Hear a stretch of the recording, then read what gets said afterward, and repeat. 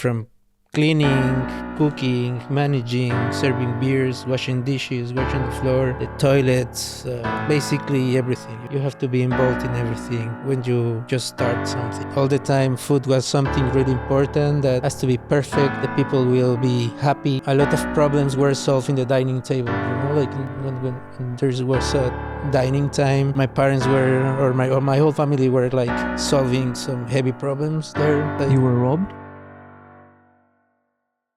Like 4 times in, I don't know, man, like in 2-3 months, something like that. So they emptied the stuff, the stall, everything. They took everything, like mixers, knives, board, juicers, everything, man, everything. And so it was really hard in the last time just to see it again. So we said like, we don't gonna continue. So in this time I told to this girl, like, you know what, I'm going to pick up strawberry. He told me, just wait a day, I will contact you with someone that is searching for a chef in Czech Republic. Fortunately, I was speaking with the owner of this bistro, and yeah, I'm just saying it's yours. This bistro you're talking about is Bastardo, right? Yeah, it's Bastardo. Yeah, and you were the head chef there for a while, right? Yeah. You left saying right? Yeah, I was tired of it. It was draining a lot of my emotional energy. Really hard to just wake up and to go to some place that you are not anymore welcome. Did starting Ilegal feel like freedom for you? It's farther away of freedom. It was a process that takes us around like 2 years to make it real.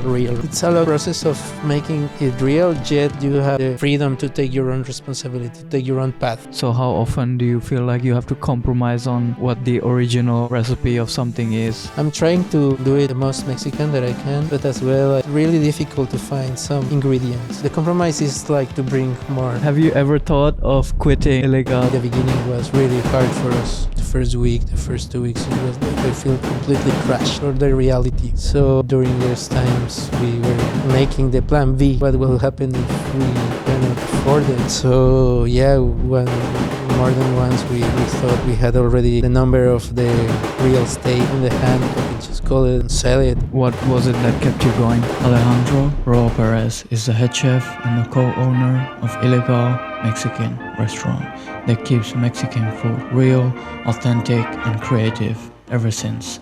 And he's here to share with us his incredible journey of how he got there and how he keeps managing to overcome obstacles that even forces him to sometimes feel like quitting. So we hope you get inspired by this journey, and yeah, that's it. Peace.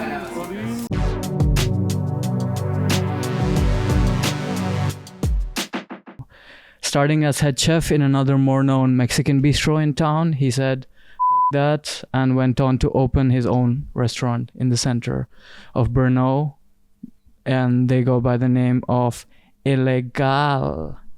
Hi, güero. Hi, papi. Hey, okay, Mane, who are you and what is it that you do at Ilegal? Hola, manitos. My name is Alejandro Perez Roa. I'm from Rio Blanco, Veracruz, México. Puro 94-732 representando. Papa. Hey. And yeah, I am a founder and owner of Ilegal restaurant, and together with my wife Adriana, we raised this little piece of Mexico here in Brno, and basically I'm doing a lot of stuff over there. Like I am from cleaning, cooking, managing, serving beers, washing dishes, washing the floor, the toilets, basically everything, like you have to be involved in everything when you just start something, like you have to be aware that everything is on the right spot. Damn, that must be some hard work. I can imagine what it's like scrubbing your own toilets after your customers eat your food, right? Oh, it's something beautiful. It's beautiful, man. Unforgettable. What kind of music do you listen to when grilling that pastor, homie? I think that the kitchens is really funny. All the music that you can hear, like you can hear from reggaeton, cumbia to, I don't know, to Debussy, or like some jazz, a lot of things, even a lot of cooks hear some podcasts as well. But personally, I like a lot to hear like when there is a big rush, like some Matching Girl or some Golden Boy, some even Cradle of Filth, like something really punchy, that it can help you to feel the rhythm. But as well, like when it's really quiet, I prefer just to hear some Sade or something more relaxing, like the Avalanches or something like that. Yeah.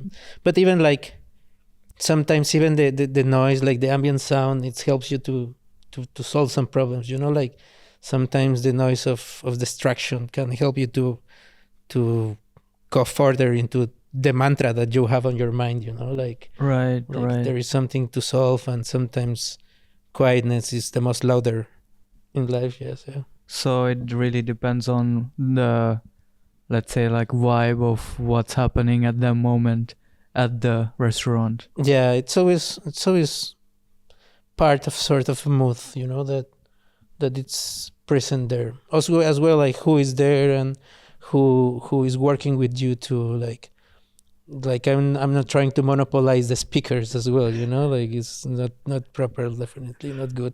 Understand. So as well, I give the opportunity to other people to hear what they want to hear, and yeah, also like all depends. Like in the kitchen is that, but definitely in the front it's more orientated like into some Mexican music, like some even Cypress Hill or Control Machete or something more Mexican. Definitely cumbia, salsa, all these Latin rhythms are present there. To keep like the authenticity. Yeah. I think that it's something really important, like in the identity of the place, like music, basically. When did food just stop being food and turn into an identity for you? Like it's your whole life, pretty much for the last couple of years, right? I think for me it has been always present. Like my parents had some banquets, like it was called banquetes aldos, and all the time food was something really important that has to be perfect, that the people will be happy on their events and that can recommend you. So aside like the service and aside all these preparatives that takes into banquets, food was something that is really, really important. But as well, I believe that I can take it that a lot of problems were solved in the dining table, like when there was a dining time, my parents were, or my whole family were like solving some heavy problems there. So I think that's something that makes my identity with the food really dynamic. Like it's changing constantly. And of course that it's like your taste of music wasn't the same 10 years ago, right? So it's the same with the food, like every time there is something different in what is happening to your life that you don't see the things as the way that you've seen before. Right. So it's more than just a necessity or a commodity, but it's more ingrained as a cultural aspect of your whole life. Yeah. One part is that one. And for example, like Mexicanly speaking, right? Like food is really important in our culture, like the cosmogony of the ancient people over there, it was that we were made by corn, like the gods came and they grabbed some corn with mud and they made the human itself, and to when you are dead, you are coming back just to eat your favorite dishes, like in Dia de los Muertos, for example, or in the big celebrations, you help your aunt to make the tamales, while you are drinking some nice cola with a lot of ice in that heavy air that is on the kitchens, So I was always related somehow to kitchens, definitely all my life. Okay. So it has been really important for me. And how old were you when you started being a cook? Like, did you first start cooking for yourself and then you realized like, oh, I like this, maybe someday I want to do it as a job? Or was it life that led you to being a chef? I think that it was around my 11, 12 years old that I was start to help a little bit more into the family business. Like obviously, like not in the way that cooking or something, because it was something dangerous, but more like I don't know, like bringing some ingredients to the kitchen, or like I don't know, basic stuff like mix something or whatever. But that's where I start more like to be more closer to the kitchen. But like professionally, it starts in my 20s when I start the career of gastronomy. So I start into some Mexican restaurant called Pozolcali, that it was just mainly pozole, but then I jumped to some more professional kitchen, and I learned a lot over there. It was really nice experience for me. Then opened me the eyes into what I wanted to be in my whole life. Yeah. We're back in a second. For those that don't know, what is pozole? Yeah, pozole. It's something. It's some really big, generous food that it comes in the form of soup, and it's called of some white big corn called humini, and it's this. Historically, it was some part of some ritual. You know, like they were putting like, suppose that they were putting like human meat inside of it. You know? Really? Yeah, but now we use pork, and it can be as well like vegetarian and everything. So, yeah. But it's historically like really important as well. Okay. There. And how old were you when you left Mexico to come here? You never planned like, oh yeah, someday I would just leave Mexico, right? It just happened. Yeah. It wasn't in my plans, to be honest, like be outside from my country. Never, like basically never. I was always like a one city rat, you know? So I leave home around my 18th to go to study the culinary school. And then I was trying to sort life over there. But unfortunately, Mexico, it's a really, really dangerous country. And in those times, I had some stall in the street with some friend, and we got robbed like 4 times in, I don't know, man, like in 2-3 months, something like that. So we decided. You were robbed, or what? Yeah. Like the stall, like they emptied the stall, you know, like everything. Damn. They took everything, like mixers, knives, boards.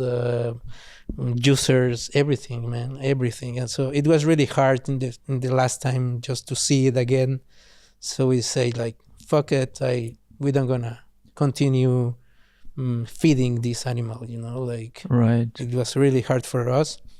So in this time I told to this girl, like, you know what, I'm going to pick up strawberries, because I had a friend that he's what is the name of these persons that goes into planting stuff and everything? I guess gardener? No, It's really. not garden. It's another word that I cannot remember in English right now. But yeah, this guy worked on it and some fields of strawberries. So I asked him, and he told me, "Hey, just wait a day. I will contact you with someone that is searching for a chef in Czech Republic." So he gave me the contact. Fortunately, I was speaking with the owner of this bistro, and yeah, at the time just say it's yours, and I appear over here, like respawn over here, you know. So for those that don't know backstory, is that this bistro you're talking about is Bastardo, right? Yeah. It's Bastardo. Yeah, and you were the head chef there for a while, right? Yeah. They basically hired me for create the whole menu of it, kind of create the system of how it was about to be, like on the kitchen and everything over there. So yeah, I came mainly to help them to open it, to make it real. And how many years were you there for? I was there around 5 years, I think.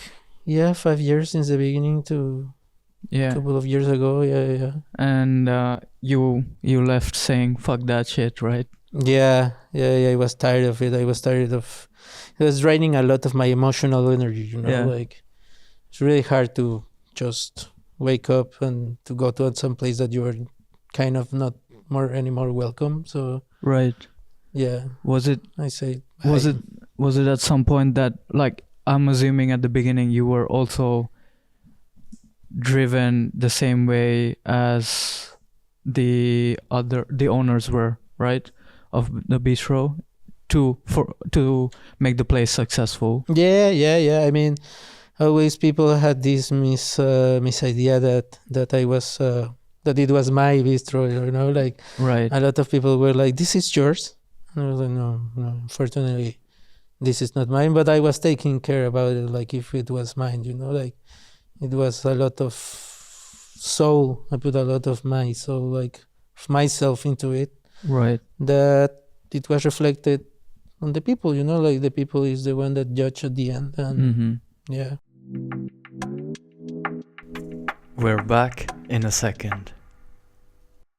So you were treating it as your place, but at the same time it was someone else's, let's say, dream, right, for that to be a success. And was it your own dream to have your own place and run it as well, or was that what was stopping you from continuing there, or what was the commotion actually that prevented you from just continuing over there? I think that it was something that I saw, like after a year working there, that there wasn't like real future for me inside that company. Like I was like in the beginnings, in the very, very, very beginnings, I was told like, yeah, if everything is good, you may be like some part of it, But with the time, I just realized that wasn't about to happen.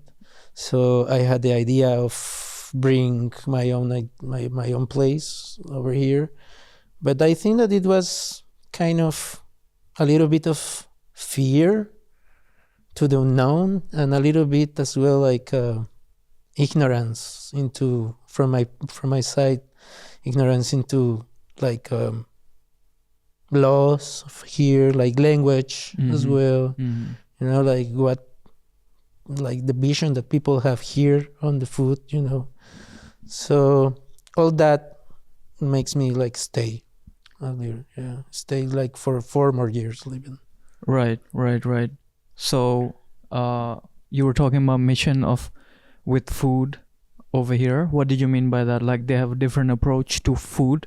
By they, I mean just yeah. I mean, the culture here. Yeah, I've sometimes, for example, right now when I'm making daily menus, I always send it to Adriana so she can give me the perspective of it, like how she can see it, because of course that is not the same, like we don't have the same tastes, or it can be really bit weird, some combinations for Czech people, right? So yeah, there is always something that has to be a little bit like Czechanized, if I can put a word on it. Yeah. Okay. And did starting Ilegal feel like freedom for you? Was it that you left Bastardo and that you immediately started Ilegal, or what was that process like? I think that start Ilegal, it's farther away of freedom, like at least as how people can imagine it, like I was first like it wasn't like immediately, it was a process that take us around like 2 years to make it like real. Like the moment that I leave Bastardo, I start to search for something to do. I mean, I took some vacations, to be honest, like some some couple of months that I Much needed. yeah. So, but then I just start to just for looking something. I work for some delivery company, but meanwhile we were like setting what it was about to be illegal as a concept, conceptually talking.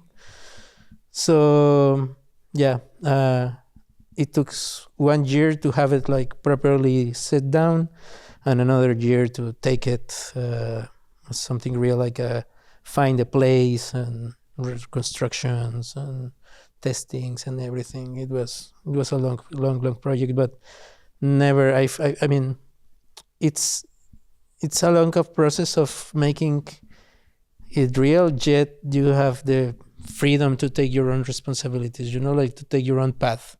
That's something that it doesn't have any price. Like it's just always a leap of faith, but it tastes better definitely than being just aware of the responsibilities of someone else's dream. We're back in a second. And why the name Ilegal, or where did it come from? I think that it's a little bit, not a little bit, it's mainly because not as a person, indeed, but more like all this knowledge in foods and like recipes that the people can come with. Like all the people that immigrates from another countries to basically the north of every continent and everything. It brings like this grandma's recipe for some bread or some rice or something that in the country that they gonna be after all, it's not really welcome. Like it takes a lot of effort to just be there, like to make it real. So it's a little bit of that, like all this knowledge that the people can bring related to the kitchen, and also as well, like this kind of illegal food that the doctors, neither the insurance companies like full of fatty boom everything, like cheesy or oily or fried or stuff like that. Right, but tasty. Yeah, but tasty. I think that oily food is really tasty, man. really tasty. Yeah, I love me some tacos. Yeah. And was Mexican food, even when you came here for Bastard in the beginning, was it like welcomed? Were people open to Mexican food?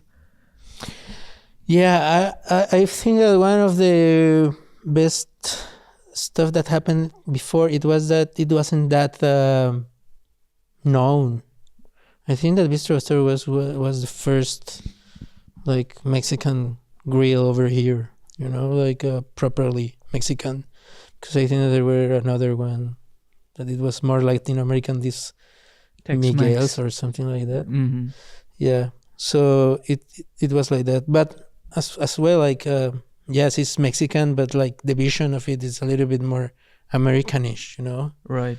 So that's something that as well we return to this identity that it wasn't like I was feeling not so good with it, like I wanted to make it more authentic somehow, not just burritos and quesadillas. That is the misconception, right, that in this part of the world a lot of times people have of Mexican food.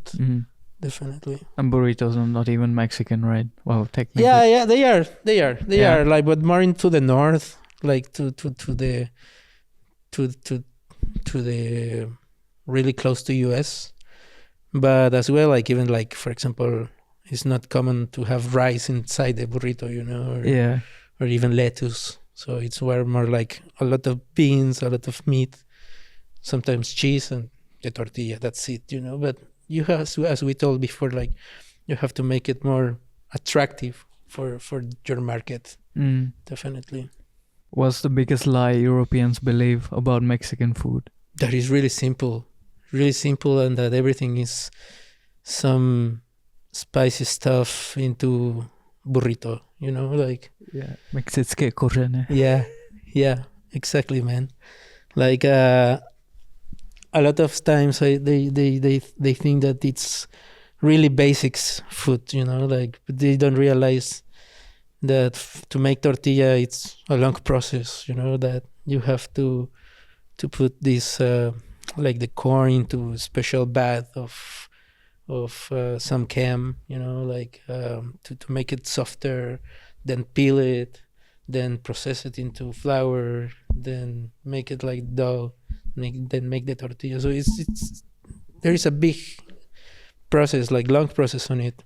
And even like, for example, a lot of meats, like for example, pastor, it's better to marinate it like 12 hours in this sauce. That before that, you have to be prepared like in the correct way, that the chiles will not be or burn or something. Like you have to treat it like really carefully, because that can fuck your final outcome of the food, So that's something that people can misunderstand, that it's that is really basic.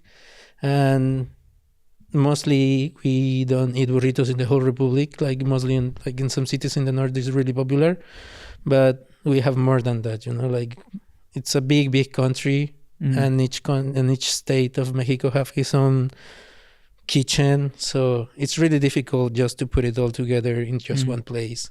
And that's what we try to do, it like a little bit of the south, maybe one of the north, maybe one of the center, and we try to play with that variety, with all that spectrum that we have into the bistro. Yeah, that's what I noticed at Ilegal, that there's a lot more variety of what's to offer rather than the standard stereotypical, burritos, quesadillas, tacos, and this even what you offer as the, let's say, like filling is you have much more variety from each, like even for vegetarian options and etc.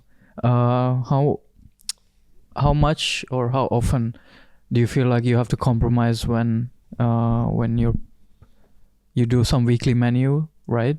So how often do you feel like you have to compromise on what the original recipe of something is in comparison to making it presentable for Czech people over here? Yeah, I think that I always compromise more, like to have some element from Mexico.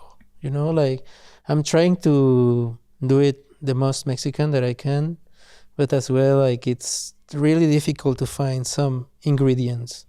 So you have to make magic with another ingredients. Like you have to make up some flavor with something else instead of the real one, that it will taste somehow what is there, right? So the compromise is like to bring more the closest flavor to it into some variety that it's settled more into standards, like Czech standards, like right. Like make it a little bit attractive to it. Yeah. People romanticize being a chef, as shown in a lot of movies. Either they show it on extremes, like what's his name, Gordon Ramsay, who screams at people, or on the other end, it's like some majestic song that the chefs are just in flow cooking all the time. But I'm assuming it's not really like that, right? Yeah, it's not nothing at all. I think that it's a little bit of everything, definitely. Like, but what is more funny is how people can look into be a cook or a chef. Definitely, I think that I was a little bit like, sometimes of my life I was like a little bit of Gordon Ramsay, right? Like I was screaming and being mad of everything, but you realize that it's not that, just that, like there is a lot of work to do, that you cannot just be angry all the time, or there is a lot of things to provide to your people that is working with you, that you don't have the time to be just putting a flower into some into some drop of some I don't know juice, like all this gastronomical fine dining stuff, Yeah. like to do that you have to have like a staff of 100 people, like Sure. it's really difficult, and I think that you have to be crazy just to dedicate yourself to do this, it's really nuts. It's really nuts, man. So you're pretty loco. A little. We're back in a second. How do you balance? So I see that like Ilegal it's got its own like brand identity with the devil, the logo, in the restaurant as well. You can feel the essence of the identity of Ilegal basically. So I'm wondering, how is it that you manage coming up with these creative looks while balancing, for example, doing something as boring as inventory, keeping track of money going in and out? How's that like for you? I think that the key is organization. Like definitely, like organize your time makes everything more suitable for do a lot of things during the day. That in my life I wasn't like the best on it, like I was always improvising on the way. But definitely this place and Adriana showed me that that it's not just about improvising, like you cannot be a slave of the decision of someone else, like you have to manage your time, and when you do so, everything is a little bit easier, everything is more manageable, and even you can feel that time is not flying away, So I think organization is the key. Yeah. To have whatever you want, not just in kitchen related, but in the life of everyone. Right. So you hear that, guys?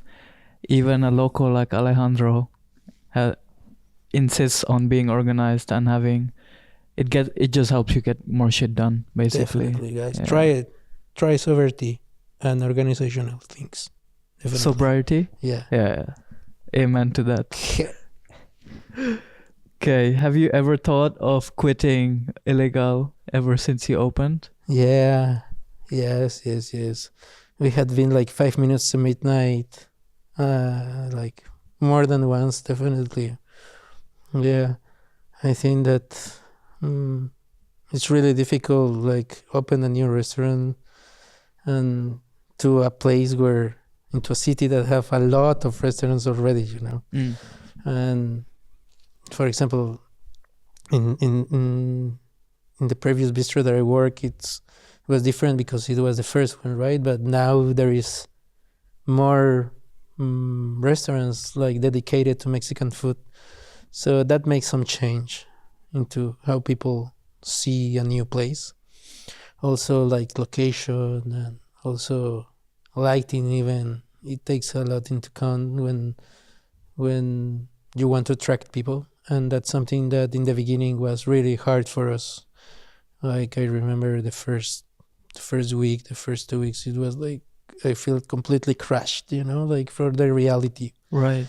So during those times we were like making the plan B, what will happen if we cannot afford it? What can it happen if we cannot pay the bills, So yeah, more than once we thought like we had already the number of the real estate in the hand, like fuck it, just call it and sell it or do whatever, like to in order to have a little bit of peace, because it was really stressful. Stress, it's something that can lead you to make really full decisions, Right.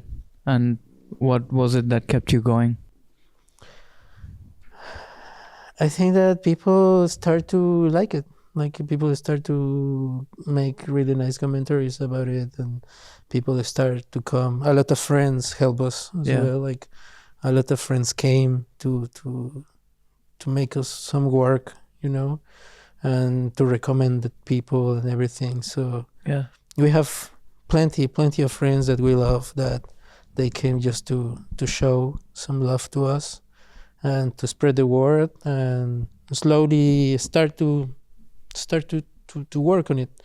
And then people just, like, known people just came and to tell us that it's one of the best foods in Czech Republic, even, like, or like, Europe. Some people say it too, but I mean, we just keep on the track on it, definitely. Like, we don't want to just because of when people tell it, we don't want to just sleep on our laurels, Right. So it is basically just like being consistent with your approach and continuing no matter the praise, no matter the negativity. Yeah. I mean, there's a lot of hate as well over there. We're back in a second. Like, we receive really bad commentaries on the web or on Google or something like that. That sometimes they're unbelievable for me. Like, to like, I don't know. I mean, I always ask the people, like, everything was good. And it's like, yeah, everything was good, but at the end, like, in the other hand, they just go and throw some Nasty review. Some nasty review or something like that. So that might crush you a little bit, like. But as well, that commentaries are good, definitely. Like, to see what you can improve. Right. That's really important. That everyone is a master, man. Every person in this world can be your master, and that's something to take care about it. That's a valuable thing, actually, to appreciate that no matter who's coming to eat at your place, that you value their opinion and let that opinion actually fuel you to do better. Yeah. Even though on the inside probably you're like, fuck this. Yeah. Probably I would be losing my mind too, but at the same time I completely agree with you. Yeah. Looking forward and moving forward, right? Yeah, definitely. No time to cry into. Yeah. Okay, some quick fire hot takes. First thing that comes to your mind: European Mexican inspired food or gas station tacos in Mexico? Ooh, gas station tacos in Mexico. Yeah. Definitely. Keeping your food authentic or paying rent? Authentic. I think authentic, yeah. Yeah. Do you find that often you fight that battle? Yes. As I told you before, like, I mean, one of the funny things, for example, it was that we began like just tacos. We didn't want to put like burritos in their quesadillas. I remember, right? Yeah. But at the same time, of course, like, we wanted to not close, right? So we decide to go there. But I say myself, like, no more, just this, like, yeah. I don't want to lose this identity of Ilegal, like, I would like to keep that on the track. And yeah, I think that authenticity is better than paying the rent somehow, man. Like, yeah. Balance. There's always have to be a balance, but yeah, I prefer authenticity. Got you. So traditional recipes, well, it goes back to the same thing. Traditional recipes or breaking your abuela's heart? Recipes that breaks abuelita's heart, definitely, man. Like, I like it. I like to make something new, definitely. Yeah. But always like maintain the root. Always like maintaining somehow the root of it. Right. Yeah. Instagram food that looks pretty or food that looks messy but slaps? Nasty food that slaps, like Muhammad Ali, man. Definitely. Hell yeah. Yeah. Get greasy and dig your head into that bowl. Brno food scene or Prague food scene? Brno. I like it. Yeah. I feel that Prague is really big, and it's something common over there, So I believe that Brno it's already on the track of it, and I'm really happy that everything is opening into gastronomic like a scene that it's a cradle of a lot of good food over here. Definitely. So I prefer Brno's food, definitely more townish. Like more to the people. I know how to say it. More about the people. Yeah. Like, because I feel that Prague is more too touristical and everything. Oversaturated market as like well. this place that we're selling like bottled beer instead of draft beer or something like that. Yeah. It's horrible stuff. Too easy to lose over there. Right. To lose your sense of authenticity. Yeah.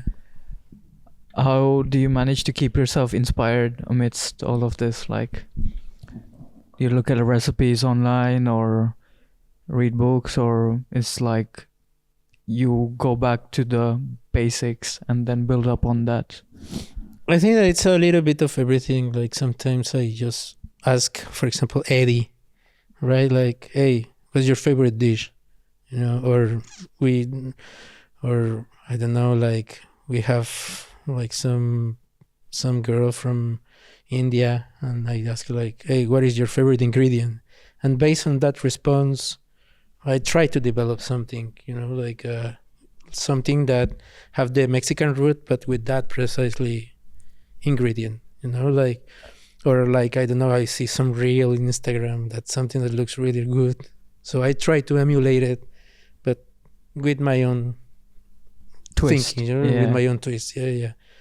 So we can give an opportunity to the listeners that they can shout out or send us some ingredient. Send your favorite ingredient, guys. Yeah. We're gonna make it sweet.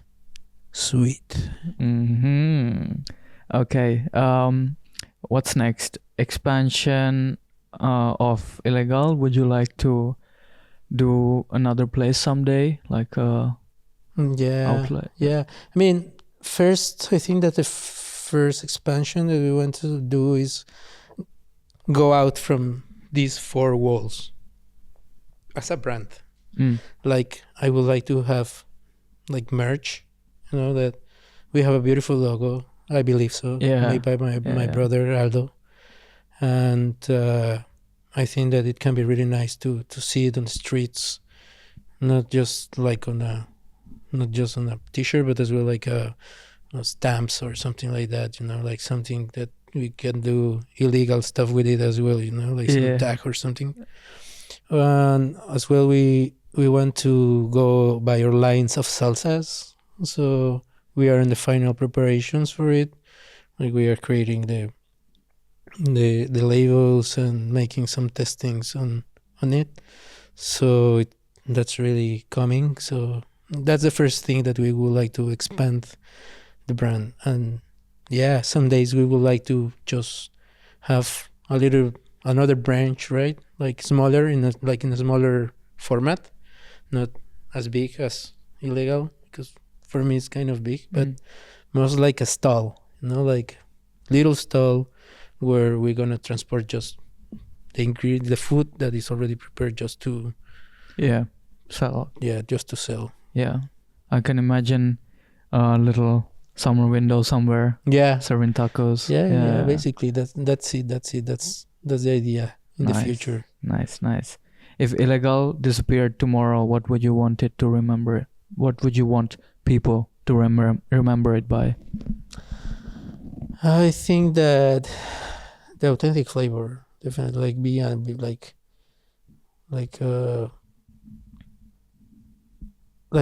people will say like, fuck man, like these guys were really close to the flavor of Mexico, like really close to how does it feel to go there, even when you are going like outside, like just passing through the window or something like that you can smell it, So that's what we would like to be remembered of. That we did it the best, definitely. Hell yeah. And if everything went right for Ilegal by the end of 2026, what would it look like? The style, definitely. I Yeah? would like to have the style as Yeah. like if everything is going like sweet and warm, I would like to have the other branch, like to make it a little bit more Yeah. bigger. Uh-huh. Yeah. Expand the name. Yeah, expand the name to Yeah. another city. That's what's up. That's what's Yeah. up. Okay. So in the Brno G's, we're always about inspiring all G's, and I want to ask you, what is some advice or piece of inspiration that you can give our listeners to help them go along their journey, maybe create their own restaurant someday or whatever they want to do? What is something that you can tell them? I believe that find someone reliable to work with. I think that unity is the key, definitely. Then just get informed about everything, man. Like power, like knowledge is power. And if you know what you're doing, you can slice everyone, And I believe constancy is like the strength of everything, like just don't give up on the first problem and just keep going till you cannot. Basically, definitely, that's it. Hell yeah. Okay, Money. By the way, Money stands for anyone that's listening, that's like hermano and hermanito, and that's brother in Spanish. Yeah. Ale, thank you so much. It was an honor, and I think you provided some really valuable feedback, information, whatever you can offer to this world, and I wish you all the best with Ilegal. I'm looking forward to seeing that tiny stall. Yeah, me too, and I always wanted to see everyone over here, over there, visit us, and just being happy. Definitely. Hell yeah. All right. Peace. Los quiero mucho.